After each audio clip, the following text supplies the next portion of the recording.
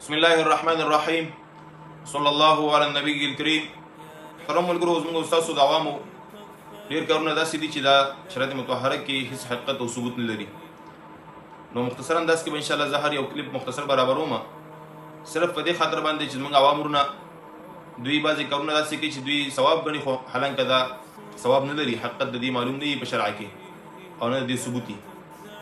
لکه د هغې کارونو ځینې یو کار عوام ورونه دا کوي چې کله اودس کوي دوی مسجد ته ورسېږي، مطلب په سر باندې مسه وکړله، بیا دوی راولګېږي دا ګوتې په سترګو باندې راکاږي، بیا دا ګوتې راواخلي ښکلي کړي. نو دا سره ثبوت نه لري او سره د دې هېڅ حقیقت په شرع کې نشته. همداسې نجم الفتاوی والا چا سوال کړی دی، تپوس یې کړی چې د ګوتو ښکلول مطلب سترګو باندې راښکل او بیا دا د سبقې دا څنګه دي؟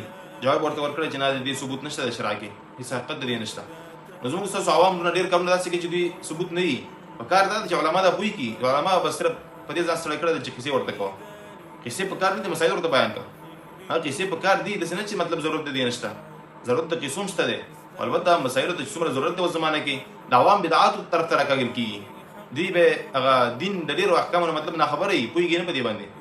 نو په کار دا ده چې زموږ ستاسو عوام ورونه هغه ډېر مسایل چې مطلب پاتې دي موږ تاسو نه، په کار دا ده چې بیان ورته کړو.